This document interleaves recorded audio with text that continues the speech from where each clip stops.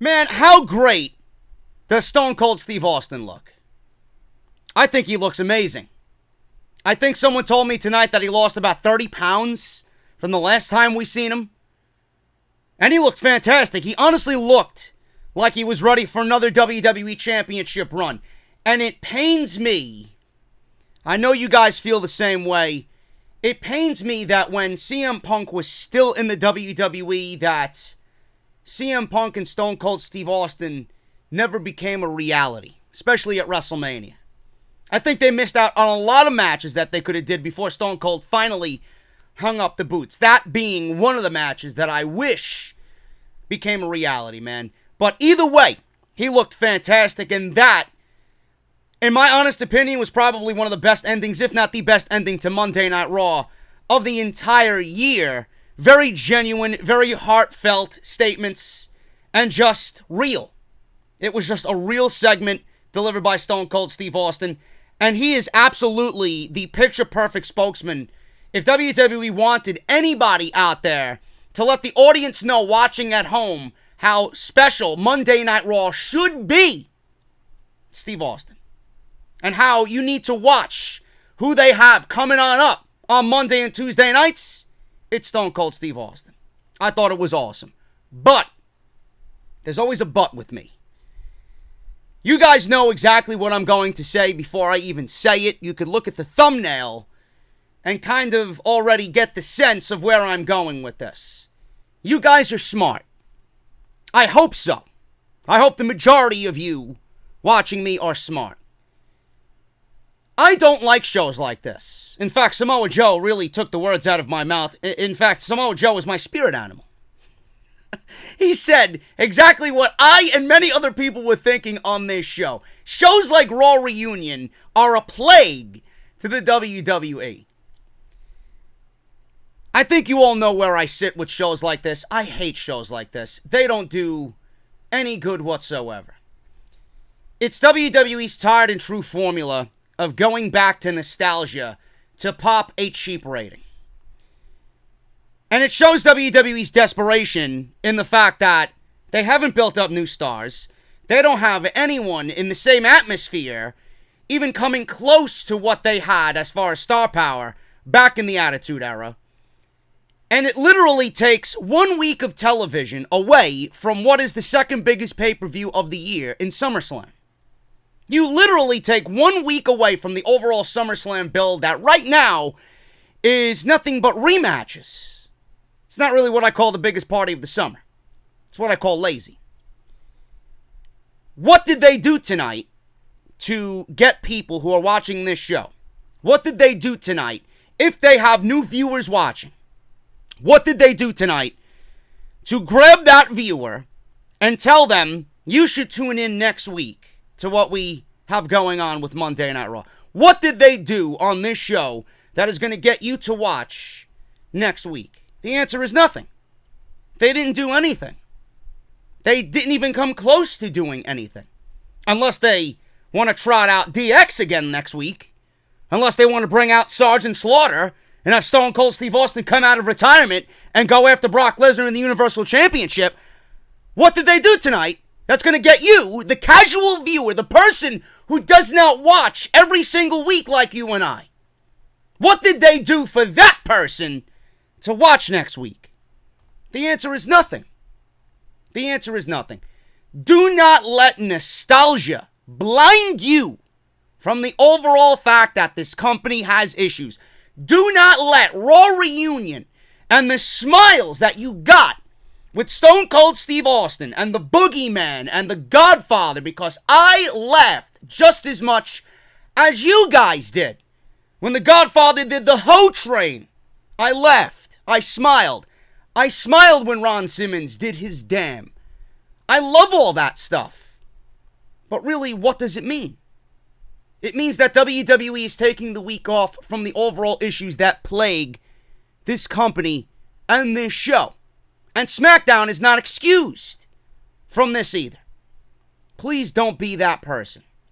I know there are going to be people in this community that praise this show up and down because they had a good time. Because it was fun. JD just watched the show let loose a little bit and have some fun. It's not meant to be taken seriously. See, that's where you're wrong. You can enjoy the show for what it is, but to me, I don't take any weeks off. I don't take any weeks off regarding anything, and neither does the WWE. They're in the middle of a 4-week build, which is bad enough, to SummerSlam. And WWE right now has 1 week completely taken off the calendar for a cheap ratings pop that people will celebrate tomorrow night when WWE brings in a 3.5 rating. That 3.5 rating is not going to mean anything. It's the rating that happens next week that is going to mean the most, because you're going to get an overall glimpse of the retention of the viewer that they maintained from this week. Please do not be that guy that clings on to the positivity of the community that praises this show up and down. This is not a show that should be praised. In fact, this show should be looked at as nothing more than a mere band-aid on the overall issues, several of the issues that plague WWE and Monday Night Raw. And they didn't do anything to show you that change is rolling out on Monday Night Raw. We are now in Paul Heyman's second official week of executive director of Monday Night Raw. I'm not going to sit here and shit on anybody's parade. If you wanted to enjoy the show, then by all means, enjoy the show. Have fun. But those people are the ones who are okay with the current status and the current state of the WWE. I am not. I am here to let you guys know that there are issues and there are problems, and those problems need to be addressed. I will continue raising those issues and those problems every single week until we see things finally changing. Please do not praise what was a band-aid over a bleeding wound that WWE seems to neglect every single week. You are smarter than that. At least I hope you guys are. This is Monday Night Raw. We're going to go over the entire show tonight. Thank you guys so very much for joining me here on Off the Script. We cover Monday Night Raw every single week. And if you guys want to hear my thoughts on Monday Night Raw every single week, make sure you guys hit that subscribe button down below and turn on that bell for all notifications. Turn on the bell. Just don't turn on the bell. Turn it on and make sure you guys have all uploads notified right to your account so you never miss an upload, man. Thank you guys so very much for all of that. Follow me on social media at JD from NY206. That is on Twitter and Instagram. You guys can live tweet with me every single week. Instagram, make sure you guys follow me on there as well. If you guys want to support the podcast on Patreon, patreon.com/JD from NY206. Completely optional. And it's the only way to get exclusive content not available on YouTube. Just like tonight. We got an extra going up tomorrow, man. And it's premiering on YouTube at 2:30. And if you guys want to go check it out, you're going to see the thumbnail in a little bit. If you missed any of my other videos this week, Off the Script, talked about Kevin Owens going unscripted.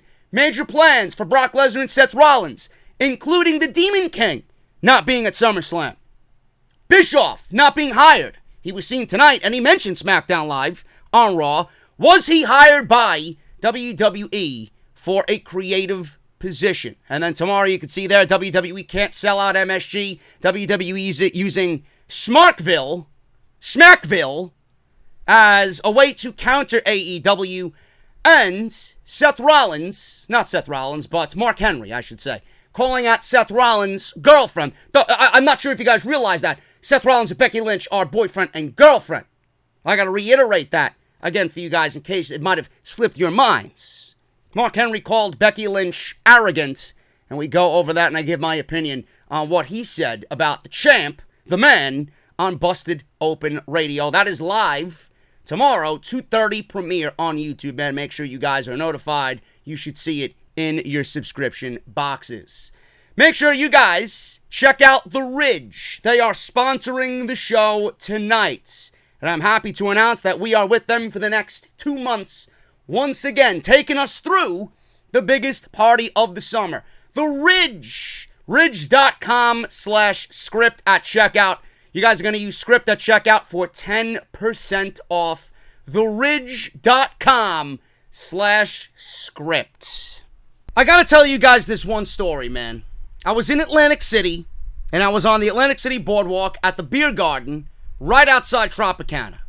Sat down, I wanted a nice cold beverage and a Bavarian pretzel with homemade beer cheese and homemade spicy mustard. Sounds pretty damn good, I know. I looked over to my left, and these two guys sat down next to me. I did not engage in conversation, but I looked over as they ordered their beer, and the man pulled out not a wallet, but he had his credit card and his ID together with a paperclip. A paperclip, folks. He didn't even have a wallet. Now, meanwhile, I'm sitting down having my ice-cold beverage and my Bavarian pretzel with beer cheese and spicy mustard, and I have all my IDs and credit cards in my Ridge wallet. Not only did I look at him like he was crazy, but I looked at him and wondered why he didn't have a Ridge wallet. That's unsafe, and it's pretty unattractive if you ask me. Now, the Ridge makes everyday goods to a standard you don't see every day. They help you streamline your life by turning things around that you carry, like backpacks, chargers, wallets, into tools for better living.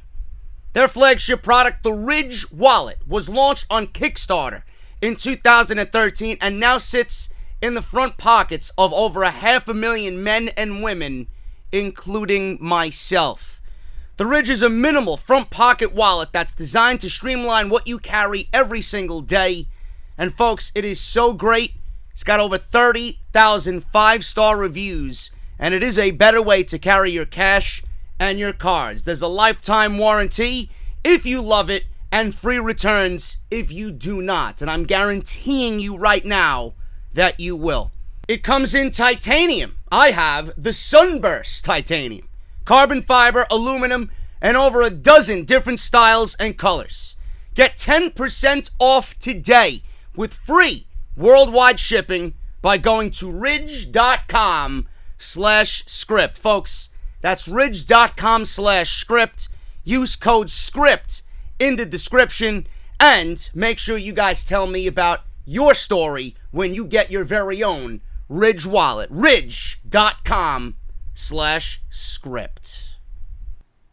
Raw Reunion opened up with John Cena. John Cena's music played. He came out, and he was looking like a big, fruity pebble, as always. I miss John Cena, man. I think John Cena is awesome.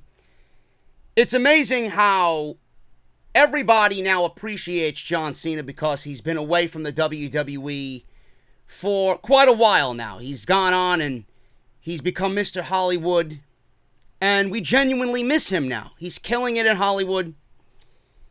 It just pains me to know that when John Cena comes out there, that you look at him, and yes, he's been away and he's killing it in Hollywood, and I'm sure people appreciate that fact, and that's why he got cheered.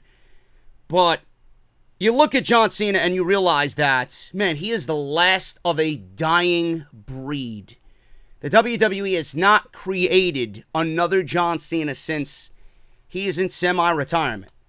And everybody on that roster, you look at them, and then you compare them to John Cena, they are not even in the same atmosphere as John Cena, which is a damn shame.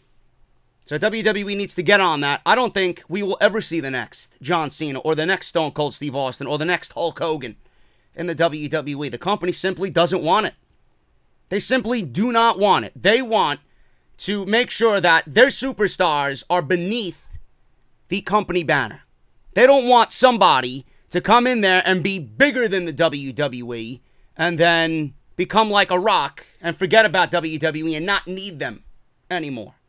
John Cena came out. I was happy to see him. And he got a great reaction from the Tampa crowd. So he comes out and says, this ring that he's standing in right now, tonight, is his home. Always has been, always will be. At least I feel when he says that, it's genuine. Because I feel even though he is gaining notoriety in Hollywood, that when the WWE wants him to be somewhere, I always think John Cena is going to put WWE first if he can. That's my take on that. So I really appreciate that. He said that, and he does come off as sounding genuine.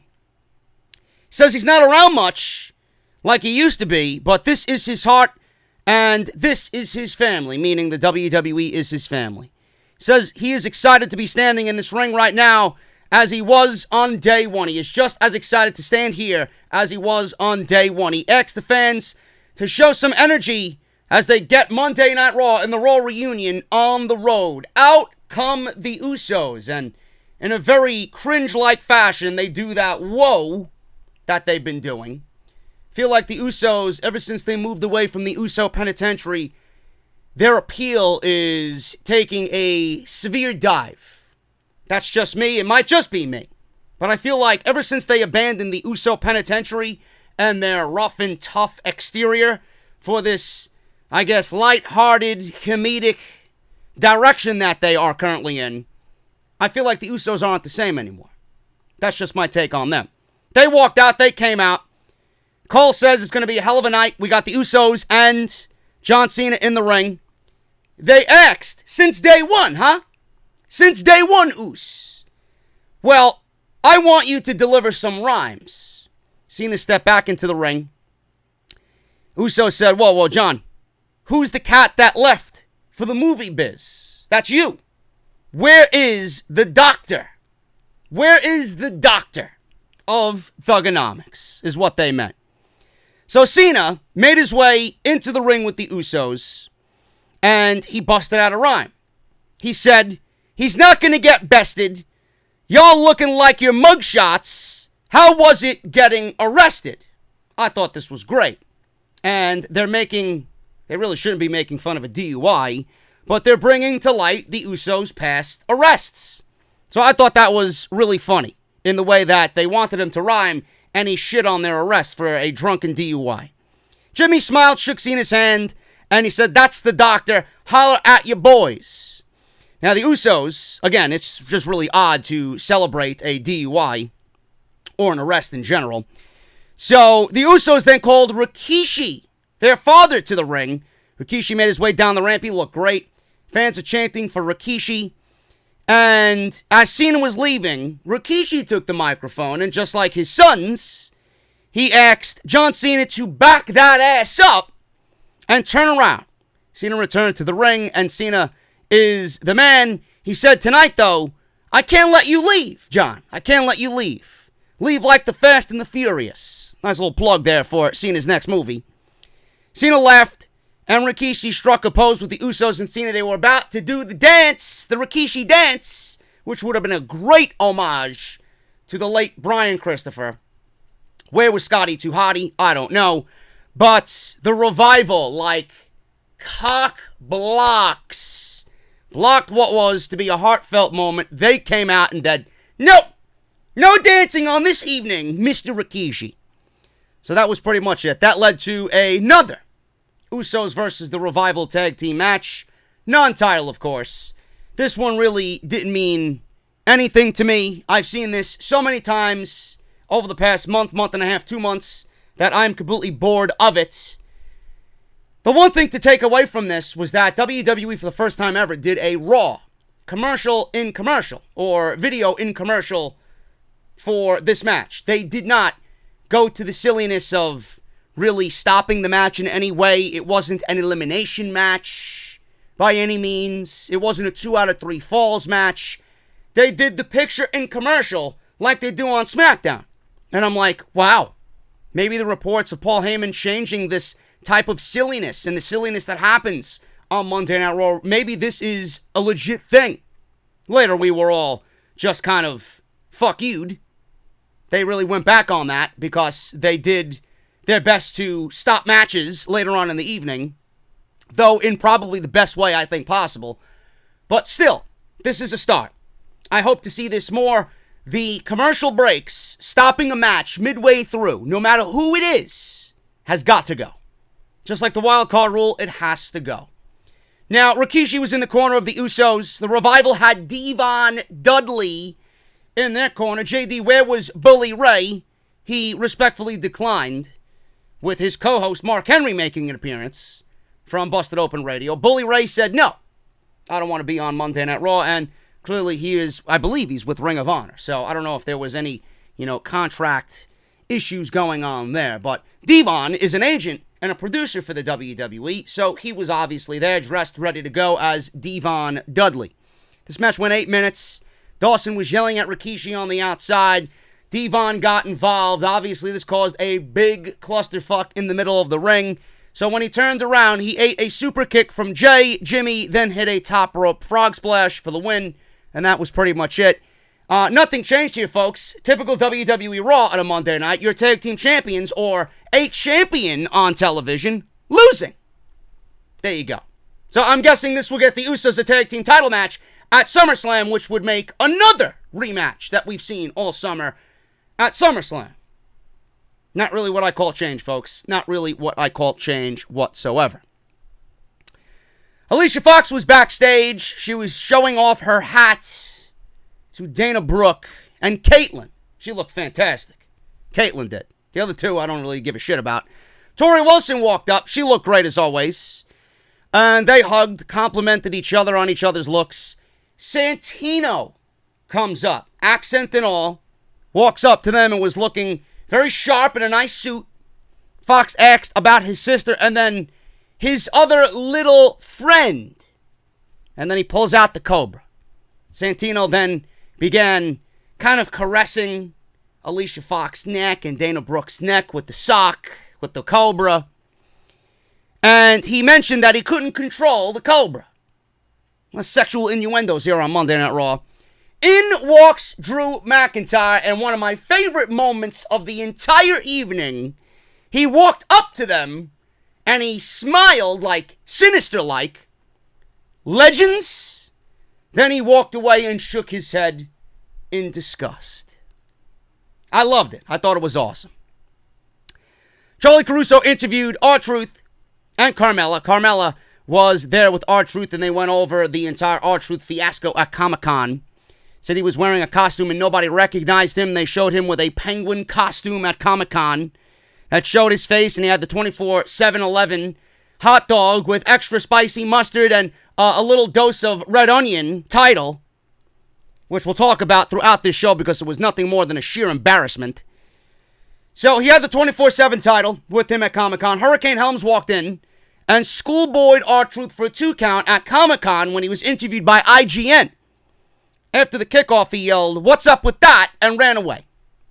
Then Drake Maverick ran up dressed as a banana and scored a 2 count, and then R-Truth ran away. "I gotta get out of here," he says, and that was it. Truth says if he would have known penguins were second cousins to chickens, he would have gotten a different bird, or a different bird costume. Maybe Larry Bird, or Big Bird.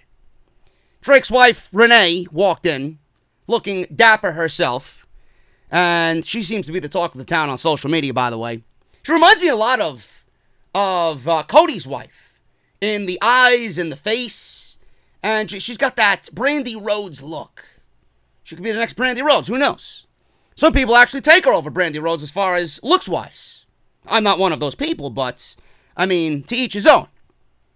Now, Drake's wife, like I said, walked into the frame, and she told Truth that he ruined her wedding and marriage so far, and she's ruining her husband's life. Carmella was getting in her face and yelling at her. They were both yelling at each other. I was waiting for Joey Styles to come out and yell "catfight." I wish. Drake then ran in and rolled up Truth to win the title. Then Drake and his wife fled as Truth and Carmella chased. Now, Charlie Caruso was there. She didn't know what the hell was going on. In comes the Godfather. He had no host, which I don't understand why you're going to invite the Godfather to Monday Night Raw and then not give him any hosts. So he asks Charlie if she knows what time it is. He says it's time for everybody to come aboard, and he let the crowd say it instead of him saying it. The whole train! There you go. It's my poor attempt at fucking Godfather. And he danced, and he had a good time, but there was no hosts. Why aren't there any hosts for the Godfather, man? What the fuck? What, there was no hosts in the budget? Titus had a great setup. Couldn't take some of that money and give Godfather some hosts? Come on, bro. I don't get it. The simplest things, attention to detail. I talk about attention to detail. That's attention to detail. Where are the hosts? Clowns. Anyway, moving on. Drake was backstage. He was frantically trying to pack. This was just one segment of several that were just completely ridiculous. Drake was packing. He opens his bag to find dirt and worms in his luggage. Then the boogeyman walks in with his cane, and he says, "I'm the boogeyman. I'm coming to get you." He didn't have his clock. Again, attention to detail. Where was the boogeyman's clock? It's part of his fucking gimmick. Lights turned red, and Drake fell backward. He hurt himself. Then all of a sudden, it was like a dream. Boogeyman wasn't there anymore. He disappeared. The lights came back on. We were back in real life, I guess. And we got Pat Patterson walking in, and he stomped on Drake, and he pinned Drake with his foot to win the 24/7 title. So at this point, we have Drake taking the title off of R-Truth. That makes one champion. And then we got Pat Patterson as the 24/7 champion. I don't get it, folks. This entire show was mostly nothing matches and 24/7 titles. Title changes, I should say. Title matches, if you even want to call them that. Some reunion we got here. Viking Raiders. Well, excuse me. I must be fucking under the weather here. The War Raiders, Hanson and Rowe. I don't know who this Ivar and Eric is. The War Raiders beat Kurt Hawkins and Zack Ryder. Well, look at this. No different than any other week. A jobber tag team. By the way, Zack Ryder and Kurt Hawkins have the worst theme music in the history of the sport. I don't know what the hell that is. Please. They're better off just sitting around and collecting toys, going on their toy hunts for the WWE Network. This was awful. 3 minutes. Yeah, we got the former tag team champions being squashed in 3 minutes by the War Raiders. And how sad is it? Man, I hope to God that the War Raiders go back down to NXT. They are not getting over, and you can blame Vince McMahon for that. You can thank Vince McMahon for not getting the War Raiders over, man. You don't think the name changes had anything to do with it? You don't think the fact that they were all fucking TV for 6 weeks had anything to do with it? You hear the sound of the fucking crickets in the hot summer night when they fucking come out. Ridiculous. Viking Raiders won here. Oh, excuse me. I must be under the weather over here. The War Raiders won with Thor's hammer. Viking experience. Give me a fucking break. By the way, Lillian Garcia made her presence known here in this match. She called the introductions. Good to see Lillian Garcia on Monday Night Raw. Backstage in Titus Catering, we had Jimmy Hart partying with Alicia Fox. Mike Kanellis was chatting with Eve Torres. By the way, clowns, if you don't know, I'm sure most of you don't know. You're probably too young to even realize who Eve Torres is. By the way, you missed nothing when she was there as part of the Divas division. Maria was there. She got jealous that Mike was hanging out, having a good time. Eazy-E walks in. Eric Bischoff walks in. And he pitched to Maria, "Honey, calm down. Why don't you come over to SmackDown Live?" So there's Eric Bischoff's in as SmackDown Live, whatever title he has as far as his role on SmackDown Live. So he's there. He's on Raw. He is going to be on SmackDown Live tomorrow, but he's not going to be a part of it creatively at all. So there you go. Maria yelled at Mike. Bischoff came in, blah, blah, blah. She yelled at Mike for not putting lotion on her belly so she doesn't get stretch marks. So she yelled at Mike some more about how he couldn't support their family's figure, and if she got stretch marks and couldn't model anymore because she is the breadwinner. So again, we're continuing to put down Mike Kanellis because he wanted his release. He signed a 5-year deal, and now he's under the slavery of Vince McMahon. There you go. Nothing new here. Ron Simmons walked in, he took Jimmy Hart's megaphone and yelled, "Damn." That was pretty much it. With Carl Anderson, Luke Gallows, and AJ Styles sporting their new OC t-shirt. They are no longer the club, folks. They are no longer the club on Monday Night Raw. They are now known as the OC, the original club, which I actually like. I think this is a great move. The club, honestly, it's like, again, I'm going to use the bar rescue kind of analogy here with John Taffer. You don't have John Taffer come in here and rescue a bar and keep the same failing name that the bar is associated with. You're going to have John Taffer come in there and gut the motherfucker, change the name, and give you a completely different concept, right? So the club was that old bar that was failing, in debt, $750,000. Now, with their new contracts, I'm sure they'll be able to pay that debt in 1 year, but that's regardless of what's going on here with the club. What I'm saying is, out with the old, in with the new. The club were known as failures. The OCs, the original club members, the OC, Styles, Gallows, and Anderson, is new, and it rolls off the tongue a lot better. Plus, I don't know if you guys realize this, the OCs, the original club, is an easy in for Finn Balor to kind of walk on in to the OC, because wasn't he the original founding member of the original club? So it's an easy in for him to kind of walk on in there after his little vacation and a possible marriage. And that the name sets up Finn Balor for joining the group later on down the line. I like it. It rolls off the tongue. It's a new start, and their logo is fantastic, man. I mentioned that I don't buy WWE merchandise, but I would buy that shirt. It looked great on the Titantron, and it looked great on the t-shirt and on the stage when AJ came out to fight Seth Rollins later in the evening. I think it's great. Now, Styles says he's going to beat Seth tonight, and if he gets up and wants more, they should make a statement and show the world that they're the most dominant group in the WWE, and they too sweeted the end of the segment. Backstage, we seen Gerald Brisco. By the way, if you're asking JD, where's the wrestling on this show? There was not much wrestling on this show, folks. There was not much wrestling, but here we have people in the community praising the show, and we have now minus 1 week for SummerSlam's build. Now, I guess why we're getting rematches at SummerSlam. Gerald Brisco was backstage celebrating the 24/7 championship victory. Apparently, he won the title, and we didn't see it because he was standing over a fallen Patterson who called him a stooge. So Gerald Brisco. So we got Drake Maverick. Well, first of all, it went from R-Truth to Maverick, Maverick to Patterson, and then Patterson to Brisco, because of course it did. Takes one to know one, he says to Brisco. Kelly then walked up to Brisco, congratulated him, started celebrating. She kneed Brisco in the balls, pinned him, smiled, and ran away with the title. Kelly is now your new 24/7 champion. Terrible. I don't know what you want me to say about this. I will rant about this in the 1 minute I have stored in my memory already, just from watching this show, when we get to the part in which WWE really missed an opportunity on with the 24/7 championship. Samoa Joe walked out to the ring. He said his name, yes, loser.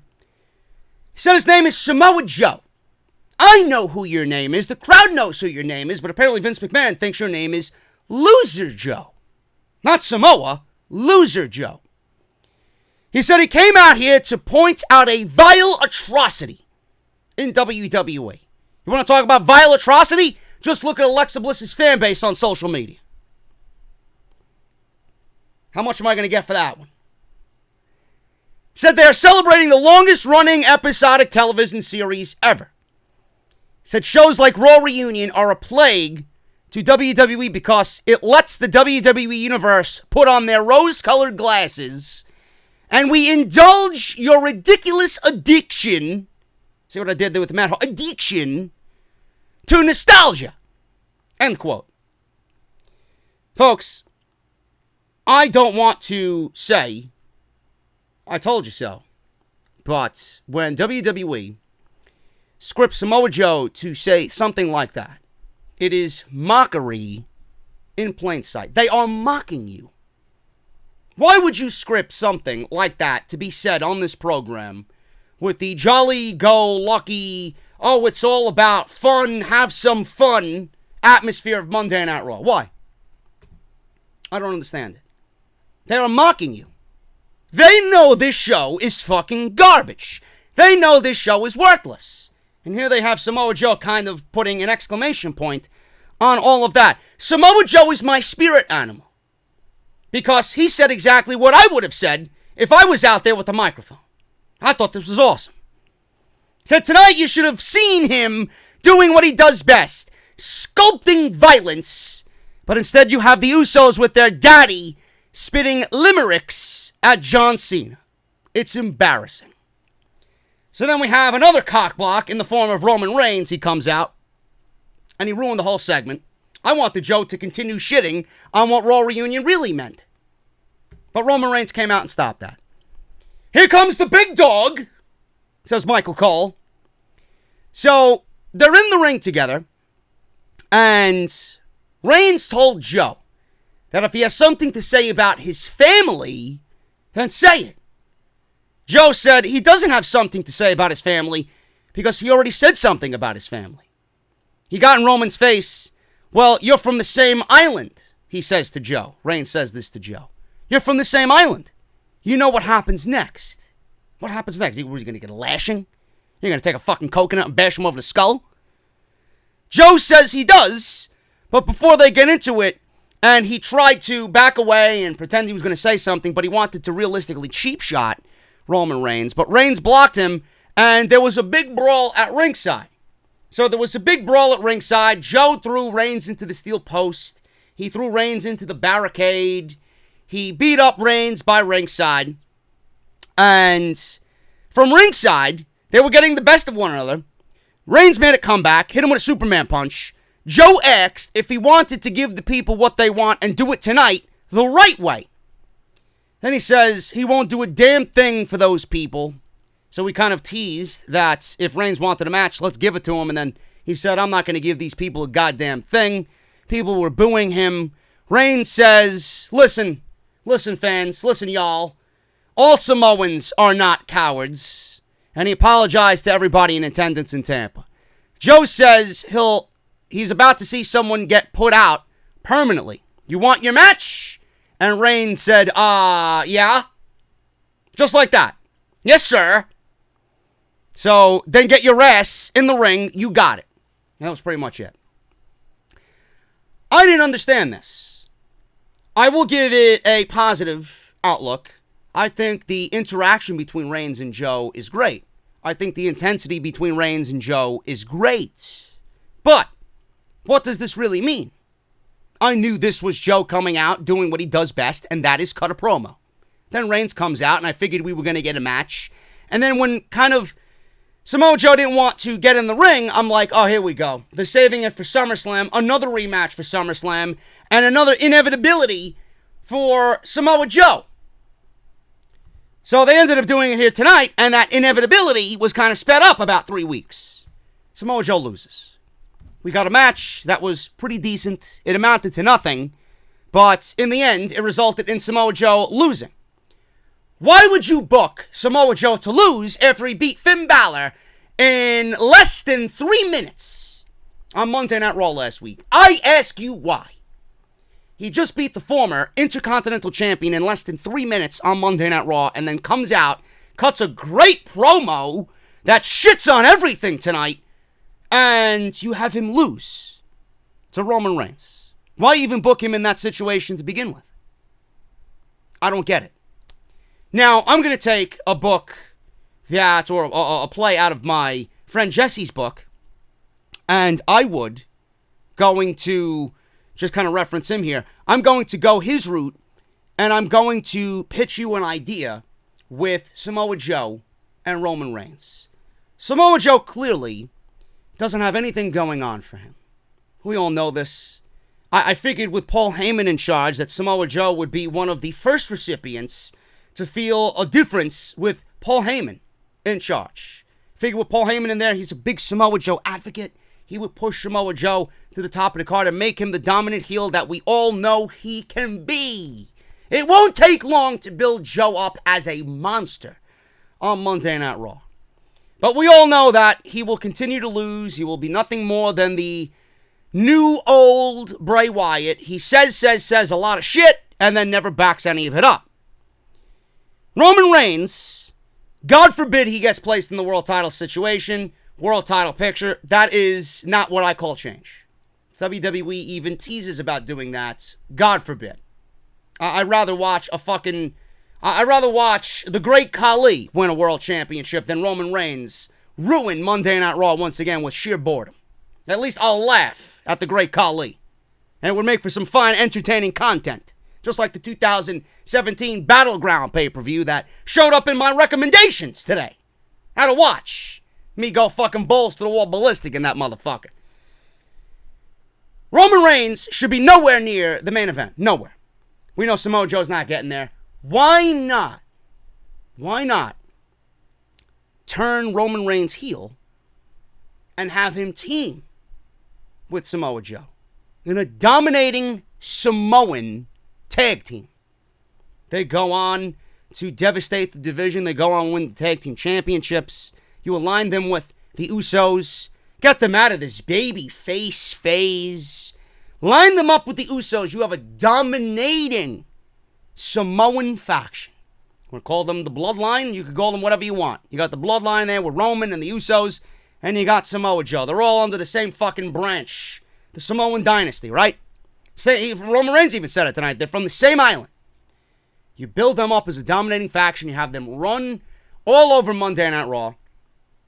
The Monday Night Raw after WrestleMania 36, you have them in the ring, and up comes Undisputed Era. And you have Undisputed Era take down the Samoan faction that is Roman Reigns, Samoa Joe, and the Usos. And you have brand warfare right there on Monday Night Raw. The Undisputed Era comes and makes their debut on Raw to take down Roman Reigns, Samoa Joe, and the Usos. JD, you're losing your mind. They would never put Roman Reigns in that position to ultimately lose. They would never turn him heel.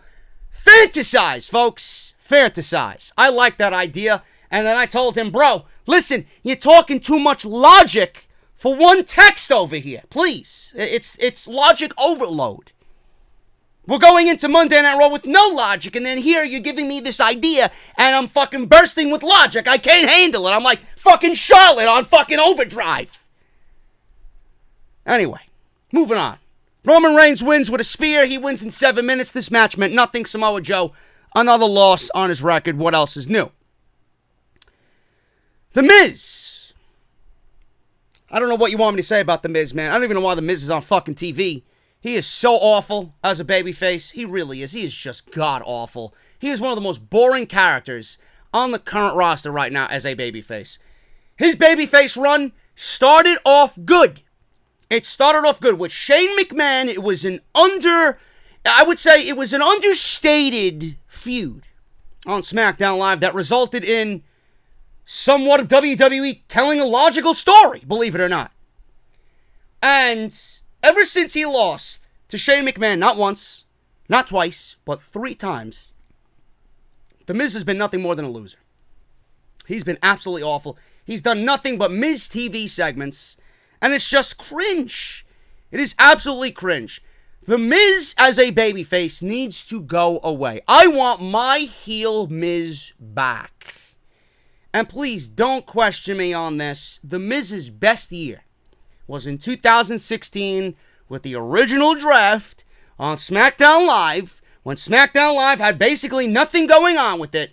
The Intercontinental Championship feud with Dolph Ziggler and the ladder match that culminated in Dolph Ziggler winning that title.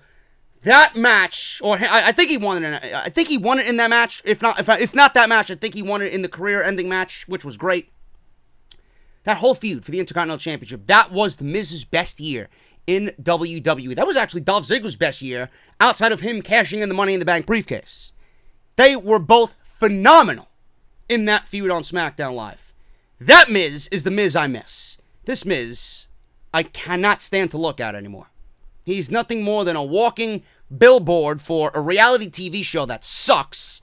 And he's nothing more than a glorified talk show host. There's nothing about him that is going to make me say, oh man, The Miz is great. What happened to The Miz that was cutting promos on Daniel Bryan on Talking Smack? You know how over he was there? And now look at him. A shell of his former self. But he's a WWE lifer. He is the type of guy that's going to take something and he's going to run with it, and he doesn't give a shit what he's given. He's just happy to be there. Meanwhile, he's coming off as irrelevant and unimportant, and he doesn't belong there. What I'm saying is, The Miz, get him back to 2016, Dick-like Miz. That's what we need. That's when he was great. Even in 2018, in the beginning of 2018, when Rollins was hot, right? He was vying for the Intercontinental Championship. Miz was probably putting on the best matches of his fucking life. With Jeff Hardy and Seth Rollins. And now look at him. Losses to Shane McMahon have completely killed anything that The Miz had going for him. So he was doing Miz TV with Seth Rollins. So Seth talked about Brock Lesnar, WrestleMania 31. He said Lesnar is a Seth wannabe, and he wants to be a Seth wannabe because Lesnar did the same thing that Rollins did to him at WrestleMania 31. So Heyman interrupted, and I liked the visual of Heyman in Gorilla and him talking on the microphone on the Tron, and then him walking through the curtain out to the ring. I like that. It gives you a different feel of what is going on. You typically don't see that often on Monday night, but I like seeing that. I like that vantage point and that view. So Heyman interrupted and said Lesnar is Seth's dose of reality. Heyman told Seth not to complain about Lesnar cashing in the Money in the Bank to end his reign because Seth did the same thing to Brock at WrestleMania 31. I'm surprised they said WrestleMania 31 and not WrestleMania Play Button or WrestleMania. They mentioned WrestleMania 31, which was a nice surprise. But most of the casuals probably wouldn't get and need to be filled in on what's going on because it was at WrestleMania 31. You just can't say WrestleMania. You got to attribute a number to that. So I'm glad that they did that. Seth said it took Lesnar 4 years to get even with him. Heyman stepped onto the stage from Gorilla. Seth told him if he's going to talk the talk, he needs to walk the walk for Lesnar. He threatened to walk to the stage and stomp his head through the stage. Heyman says he's just an advocate. Seth made his way towards the stage, and Heyman ran away like a coward to the back. Seth then gave one of the most cringe promos of the entire year for WWE. I don't know if I was watching a former Universal Champion or if I was watching James Ellsworth on WWE Raw.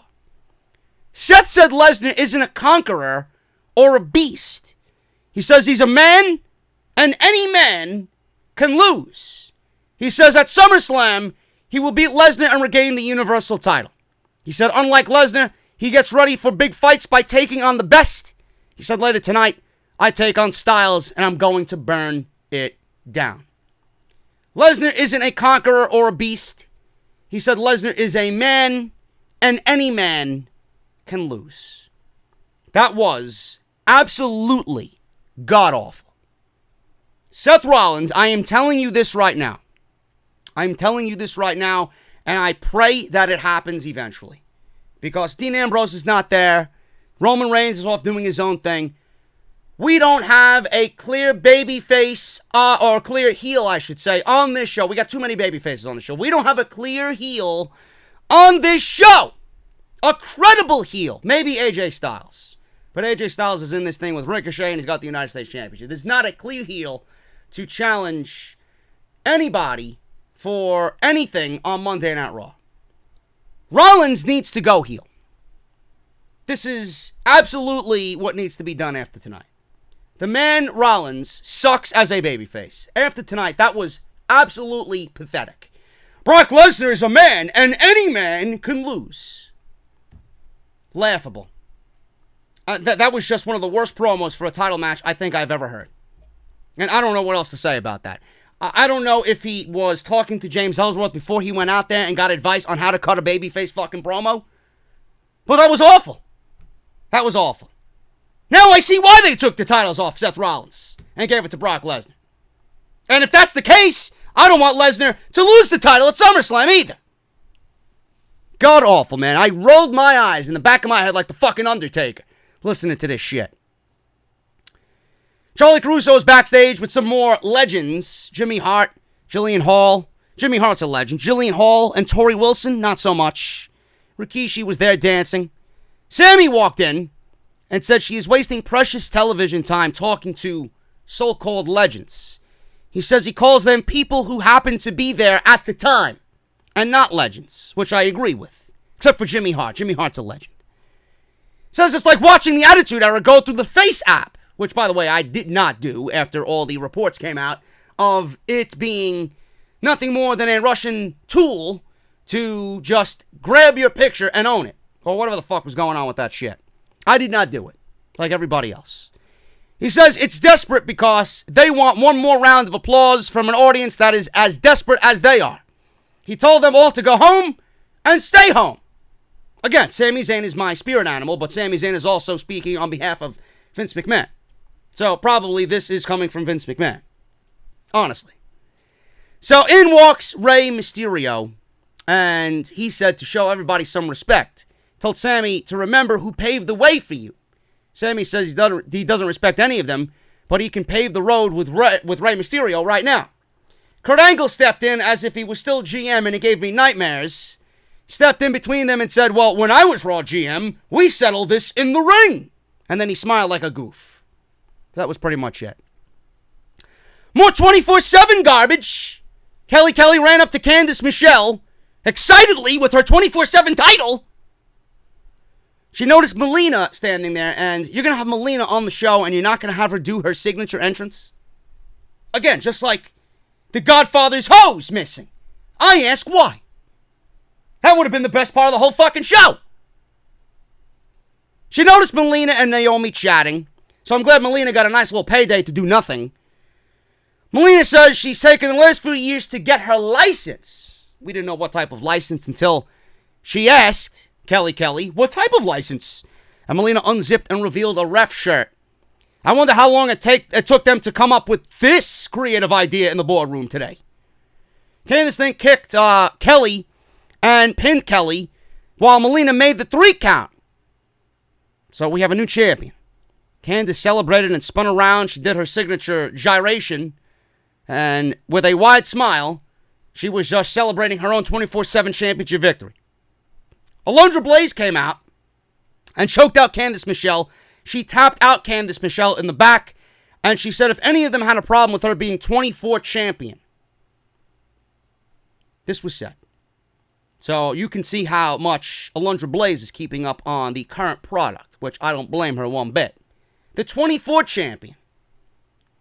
The 24 champion. They better tell it to her face right now because I'm not going to be champion very long. And nobody knew what that meant. So Rey Mysterio made his entrance. We get Rey Mysterio and Sami Zayn. Jonathan Coachman was on commentary, which I do not miss at all, by the way.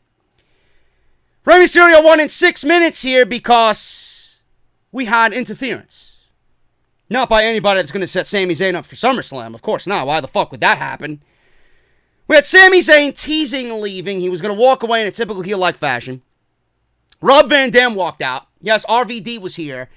He was on Slammiversary just a couple weeks ago in a match with Moose. So I'm guessing that was just a pay-per-appearance deal for Impact Wrestling. He looked stoned out of his mind, but what else is new with RVD? RVD walked out. He was joined on the stage by Sergeant Slaughter, who does not age at all. I am absolutely certain that Sergeant Slaughter has found the fountain of youth. He doesn't look like he aged one bit. He looked like he did 20 years ago. Unbelievable. Then Hurricane Helms came out. Finally, Kurt Angle came out. Angle led this march of talent to the ring. Back in the ring, Ray caught Sammy with a kick and then set up the 619, and that was it.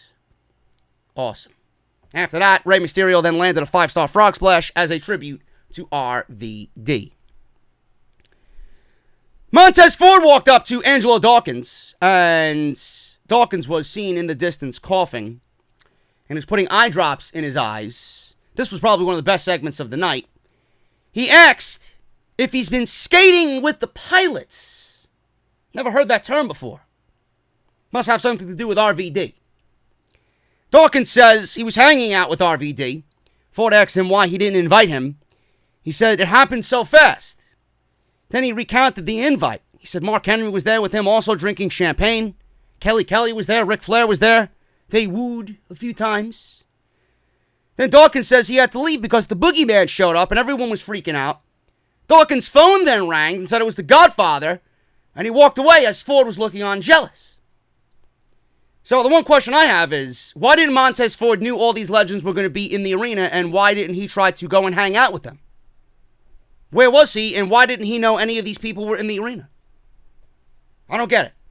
But that was a cool segment, and tonight, more so than I think the other nights, for some reason I liked it.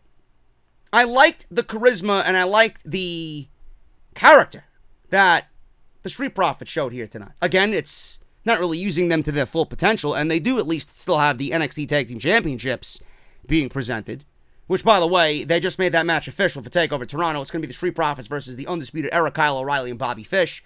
no doubt in my mind that Undisputed Era are going to regain the tag team championships and become the only three-time NXT tag team champions. Excited about that. That should be a barn burner.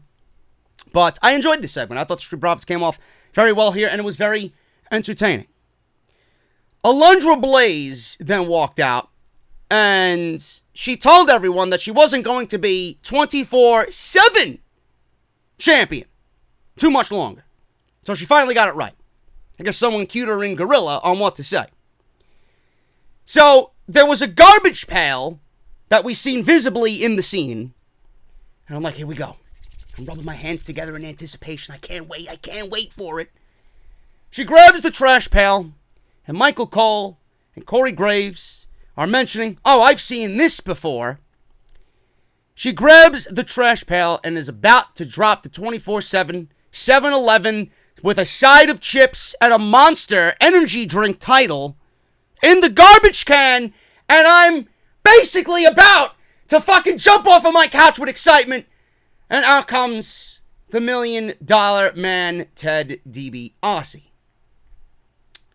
So Ted DiBiase walks out, and he offered to buy the precious 24/7 title before she does something she regrets. He said everybody's got a price for the $1 Million Man. He reached into his jacket and pulled out a wad of $100 bills. He gave it to her. She handed him the belt, and she walked away with the money. So the $1 Million Man stood there, smiling and laughing, and Graves said, if Alundra is the new Andre, meaning that the $1 Million Man, at one point back when we were too little to even remember, bought the WWE Championship. In what I love about wrestling and miss about wrestling, because that was real fucking storytelling. Characters, right? So DiBiase bought the title, and that was it. I was hoping so much that Alundra Blaze would drop the title in the trash and put it where it belongs, in the fucking trash. Then Ted DiBiase has the title, and I said on Twitter, and I mean this wholeheartedly, I wish Ted DiBiase would have been the end-all, be-all for this title. I wish he would have bought the title from Alundra Blaze and ran off with it and melted it down for whatever gold is in that piece of shit, so that we never see it again. The title should have been completely abolished by the end of the evening. And I'm very disappointed. My heart breaks over the fact that the 24/7 title is still in existence. The title is so garbage that the majority of the segments on this show revolved around the 24/7 title. Keep it to YouTube. I don't know how else to tell you. It is not funny. The fact that we have the title in its inception and we see what we're seeing with Brisco and Kelly and Candice Michelle and Melina, who apparently is a fucking referee now. It is so garbage. It's not even funny. It's not even funny anymore. It's downright embarrassing. I got text on my phone from people who I know personally that I've known for years, and they were telling me the same thing. Dude, this is embarrassing. Absolutely embarrassing. So we got Jerry Lawler walking out. He joined the announcers.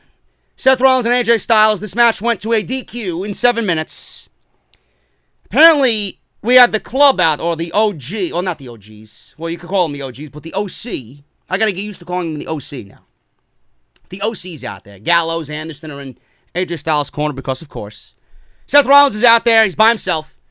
Middle of the match. And this is where WWE, I thought they were over with the silliness. But they stopped this match midway through. A Rollins-AJ Styles match stops midway through. And I guess it's kind of passable on this evening because D-Generation X came out. And you're not going to have D-Generation X come out every fucking week and stop a match. But D-Generation X came out. Shawn Michaels and Triple H came out. And they stood in Seth Rollins' corner. So they were battling in the middle of the ring, and we had a DQ because Gallows and Anderson attacked Rollins, I should say, for Styles, and for the DQ. Hunter and Michaels entered the ring and stopped the attack. Styles told everyone to hold on. He told DX, "You're one of us. You guys are just like us." And they wanted a too sweet from both Michaels and Triple H. So they went to go do the too sweet, and then Triple H and Shawn Michaels, instead of too sweeting them, they gave them the DX chop. And a big brawl broke out. So all three guys, Gallows, Anderson, and Styles, grabbed chairs. And then the New Age Outlaws music comes out. Road Dogg comes out. No Billy Gunn.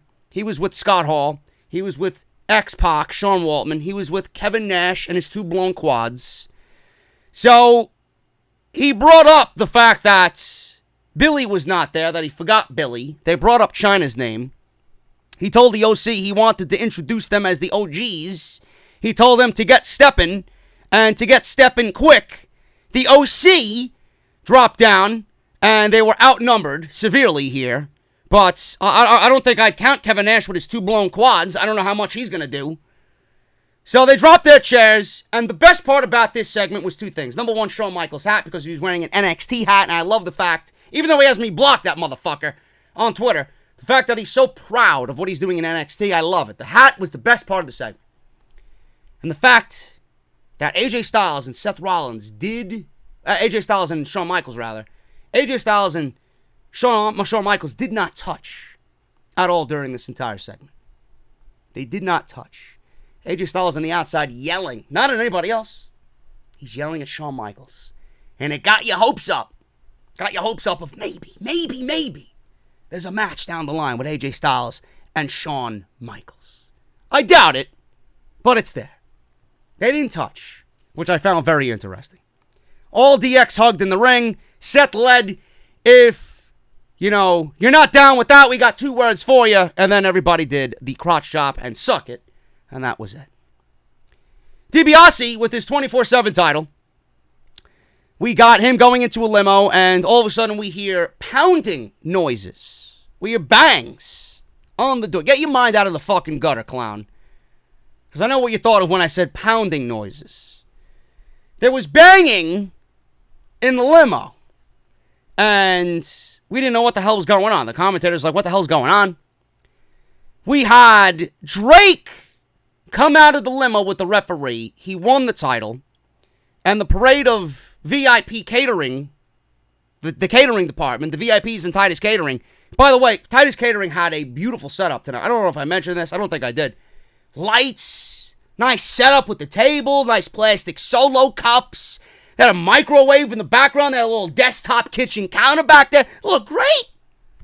How much fucking money did they put into giving the catering department a great look? But they couldn't get the Godfather hose, man. Unbelievable. So Drake Maverick won the title. We had the catering department chasing him away. And before he could hug his wife, he wanted to consummate his marriage. Jinder Mahal, Heath Slater, Jinder Mahal on that new 5-year deal, man. Must really be paying off, right? Nice contract money they're giving out there in WWE for having him chasing the 24/7 title. Heath Slater, Kalisto, Gran Metalik, EC3, Mojo Rawley, Titus O'Neil took a step away from the oven to go chase this thing. And Graves says, and I put this in my notes, if they haven't consummated the marriage yet, is it annulled? So he was chased away. And that was it. Mick Foley was in the ring. And this was another good segment of the show. He was in Tampa, and he gave the cheap plug of Tampa, Florida, the cheap pop of Tampa, Florida. He said he began to talk about how the 24/7 title was going to bring a new element to Monday Night Raw last time he was here. And the parade of contenders chased Drake through the ring and to the back. Foley then said, have a nice day. Foley says he's going to get his hands on that title before the day is over.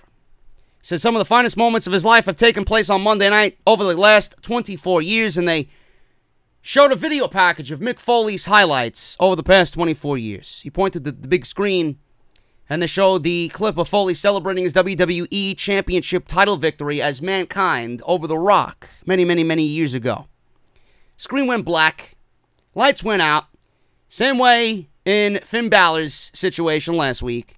Foley looked around, and I love the entire situation with Bray Wyatt. When you know he's coming out, the lights just kind of die, and the sounds just die, like the battery is draining from the fucking sound system, and the lights, layer by layer, go out, and I think the creepy clown carnival noises that they got going on is a little too much, but he was there in the ring with Foley, and it kind of makes me wonder, was the attack on Finn Balor just a one-off, being that he did the same thing to Mankind or Mick Foley here in this situation.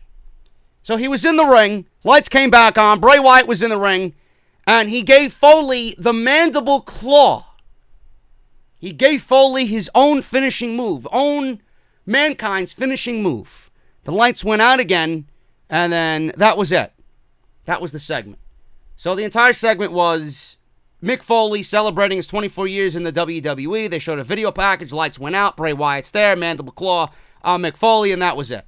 And Bray Wyatt stood over Mick Foley, pretty much doing his signature pose. The one thing I could take away from this, on top of what I mentioned, I wonder if the whole Finn Balor situation is just a one-off, being that he did the same thing to Mick Foley here, and this is going to be a recurring theme. I do question if we're ever going to see Bray Wyatt, Mr. Rogers, again, which is interesting. I would certainly have Bray Wyatt show up on Monday Night Raw as Mr. Rogers, with no recollection of him doing The Fiend whatsoever. I would love to see Bray Wyatt just standing there as a regular character, like we've seen on the Firefly Funhouse, being interviewed, conducting an interview, not knowing what happened with The Fiend a week ago. I think that would be great. He has no idea what happened. But what I seen here with the Mandible Claw is an homage to Mick Foley. Now, Bray Wyatt's playing that sadistic character like Mankind played his sadistic character. Nobody really understood Mankind. I loved Mankind. He's one of my favorite characters of all time. Probably my favorite incarnation of Mick Foley, period. But Bray Wyatt is that type of character as well with this new gimmick. And instead of doing the Sister Abigail, I don't know if you guys seen last week with Sister Abigail when he did it to Finn Balor. He did the whole Sister Abigail and sealed it with a kiss. He kissed Finn Balor's forehead with the Sister Abigail. You can't be having Fiend Finn Balor kissing your opponent's forehead in Sister Abigail. That's old and done with. I get rid of the whole fucking move altogether. Because that move signifies failure with Bray Wyatt. New direction, new character, new everything for Bray Wyatt. I would be perfectly okay with Bray Wyatt taking control of the Mandible Claw. I would be okay with him using that as his new finishing move. You know, I think it's the right call. I think it's the right time. I think it's the right character for Mick Foley to bestow that move to him. And what better way than to pass something down to someone just as fucking creepy as Mankind in Bray Wyatt. I love it. And I hope Bray Wyatt is the recipient of the Mandible Claw as his new finishing move. I think it's fantastic, and it works. Let me know what you guys think down below. Alexa Bliss changed the channel. Alexa Bliss is there with Nikki Cross. She said, what everyone could use right now after that Bray Wyatt segment, which she didn't mention by name, was a moment of bliss. Honey, no. I'd rather watch Bray Wyatt just stand there for the duration of this segment than you and Nikki Cross conduct what is an interview. They introduced Becky Lynch. Lynch walked out. And Natalya and Lynch is happening at SummerSlam because it's Toronto and Natty is Canadian. Bliss asked her the first question, and then Natalya interrupted out of nowhere. Natalya and Becky completely took over this entire segment. Bliss says there's still some tension there after the words they exchanged last week, and they threw it to the clip. And that was pretty much it. Natalya said her first meeting with Becky was 14 years ago when they wrestled together in Japan. She said they had a similar journey to the WWE. She said Becky not showing her more respect blows her mind. Becky said Natalya tried to cut her legs out from underneath her when she first showed up. She brought up Natalya training Ronda Rousey to try and beat her at WrestleMania. Becky said the Raw title is the scalp of the baddest woman on the planet. She said after SummerSlam, she still will be carrying it after she embarrasses her in her home country. Natalya says she's going to embarrass Becky in Toronto. There was a brawl, referee stopped them, chance of let them fight, and that was pretty much it. This feud came out of nowhere, and so far so good. So far so good with Becky and Natalya. I love the fact that Becky brought up the fact that Natalya was training Ronda Rousey, and I love the fact that Ronda is being used in this because that means her return is definitely imminent. Ronda Rousey's name is being name-dropped a lot more often. That means Ronda is on her way back to television. But I love the fact that Becky brought up the fact that Natty was training Ronda And Becky said to Natty that you were training Ronda so that she could take my spot. The spot that I currently have right now. I love that. That is logic. And I love that WWE is using history and what was told previously in this current storyline. It might not be what we desire as far as women's championship goes. But so far, so good, man. You got to give it to Becky, who's been great so far in this thing. It's 2 weeks. Natalya has looked great as far as cutting a promo on Becky. And I love that the intensity is there. And you know, with Natty being Canadian and Becky being her opponent, it's going to be a nice atmosphere at SummerSlam. Again, it might not be the most ideal opponent for Becky Lynch at SummerSlam for the championship, but let's give it a chance. And I'm enjoying it so far, so good. Now, with Alexa Bliss in this entire thing, I honestly don't understand why this needed to be on a moment of shit with Alexa Bliss. WWE is so fucking pathetic that they got to give Alexa Bliss the time of day to mingle with the Raw Women's Champion and be in the Women's Championship main event spotlight every chance they got. Would it have killed you to not have Alexa Bliss on this show? I ask you again, would it have killed you to not have Alexa Bliss on this show? We didn't get Ricochet on this show. Ricochet was nowhere to be found on this show, and he's in a United States Championship situation with AJ Styles. Now, one mention, or not one signal or sign of Ricochet on this show. Yeah, Alexa Bliss is out there for a moment of shit with Becky and Natalya. What did Alexa Bliss do that an in-ring promo segment with Becky alone and Natalya alone, what did Alexa Bliss do that Charlie Caruso couldn't do? It's blatant and it's garbage. It's unneeded. WWE always finds a way to put her in something just for the sake of getting her in the mix when she doesn't even belong. I'm surprised she didn't make a fucking innuendo or an inside jab about what was going on with all the bullshit that she caused last week. This week she was all sweet as sweet can be. Oh, poor Lexi. Bullshit. Braun Strowman. Actually, before that, Drake Maverick, because we're not done with this 24/7 shit. Drake Maverick showed up at a limo, asked his wife to get in so that they can consummate their marriage. Truth rolled up Drake from behind, regained his title, leapt into the car. Car sped off with him and Drake's wife. That was it. Carmella stood over Drake with her hands on her hips looking down at Drake. He freaked out thinking that Carmella was his wife. And he's like, my baby, my baby. Realized that his baby was on R-Truth's waist and his wife was with R-Truth. And then he's like, my wife, my wife. And that was it. I don't know how anybody found any of this with the 24/7 title. Enjoyment, any enjoyment out of this, entertaining. I don't know how you find this entertaining. It is fucking awful. Absolutely awful. Braun Strowman versus Randy Rowe. Randy Rowe. Isn't that the guy's name on that fucking show, Dirtiest Jobs? Mike Rowe. That's his name. Randy Rowe, Mike Rowe. Dirtiest Jobs in America. I miss that fucking guy, man. I used to watch that show. Guys used to getting into the fucking plumbing system and scooping shit out, right? The Dirtiest Jobs in America. He was there, Mike Rowe, to fucking make you feel good about yourself. Good thing you're not doing what I'm doing here. I'm standing in fucking 3 inches of shit. You fucking clowns. Braun Strowman versus Randy Rowe. I don't even know why this was happening. What did this prove? That Braun Strowman could actually wrestle? It did nothing. It's like a step backwards. Are they restarting Braun Strowman all over? Are we going back to what made Braun Strowman great? Just throwing around guys that are fucking not even as big as his fucking leg? What's going on here? This was absolute decimation.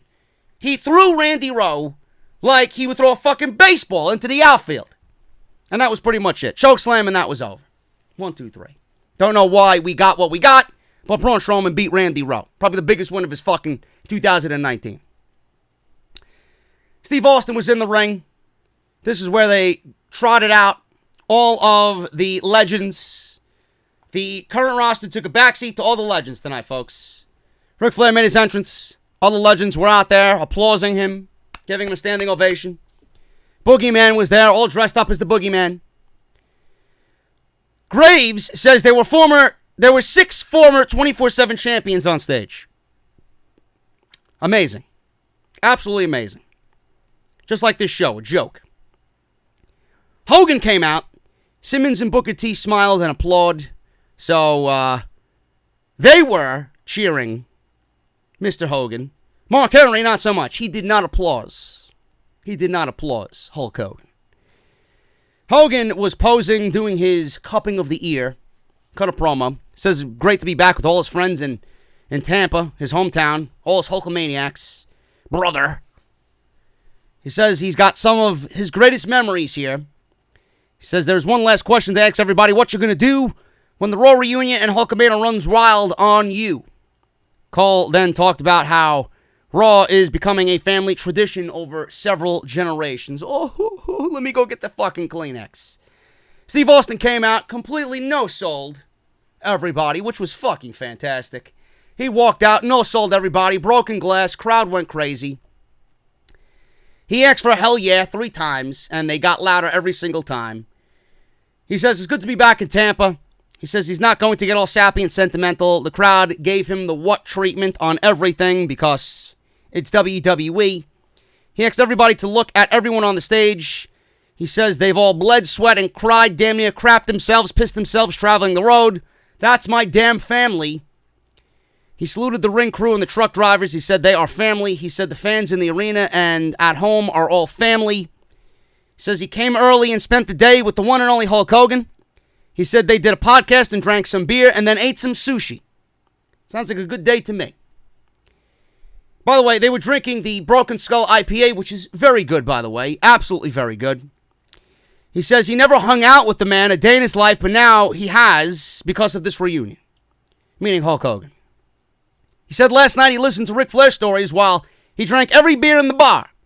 He said by the time he finished listening to Rick's stories, he decided to order room service. He ordered a bunch of food, and he listed off a bunch of shit.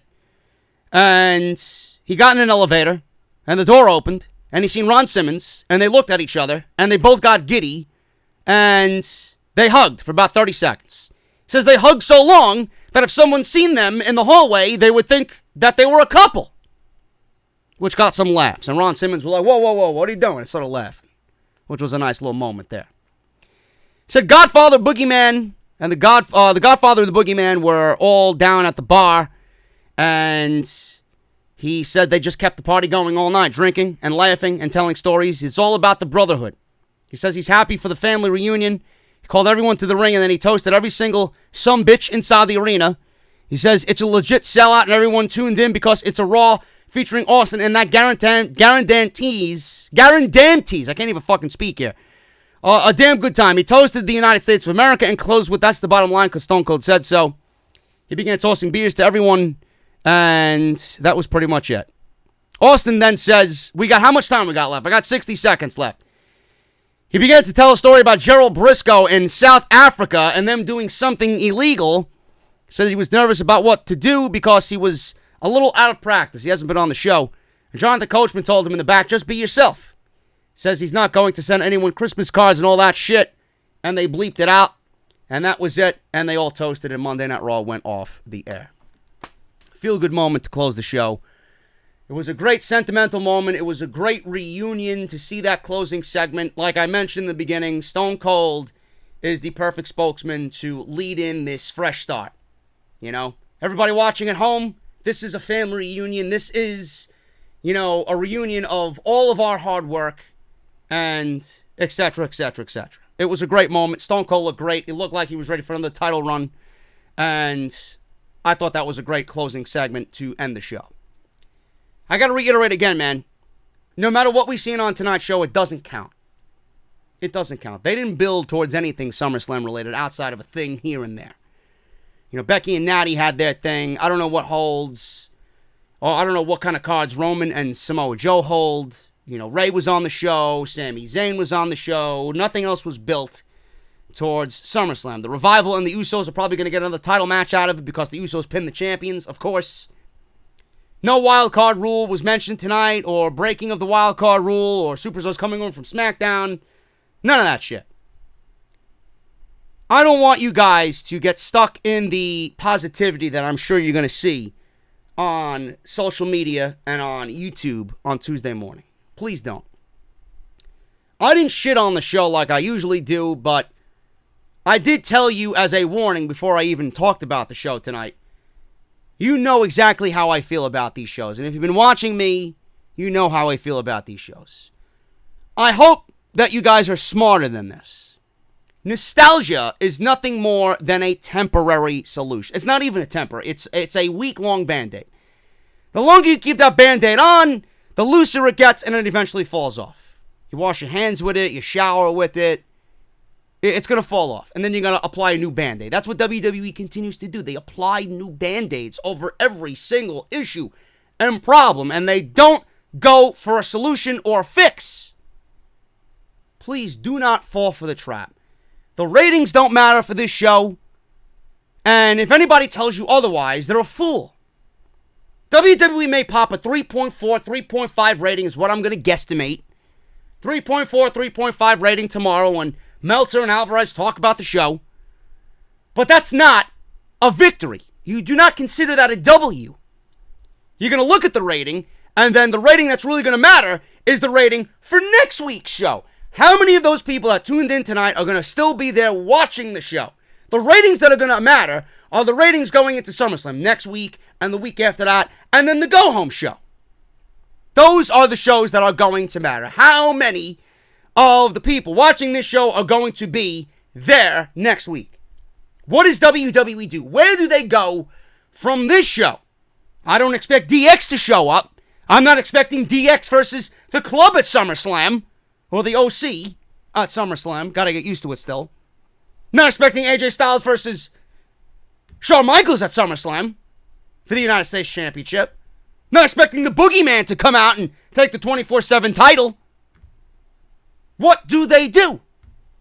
It was nothing more than a Band-Aid over issues and issues and issues. Do not be blind to the fact that there are problems with this show that need to be addressed immediately. Please, you guys know better. I hope you know better. Don't fall for the bullshit that you're going to see on YouTube tomorrow. And I mean that. In the most calmest way possible, in the most respectful way possible. I mean that. Do not fall for the bullshit. It's okay if you watched the show and enjoyed yourself and had fun. And I have every right to question, you just missed a week of SummerSlam build. This is minus 1 week off your second biggest pay-per-view of the year.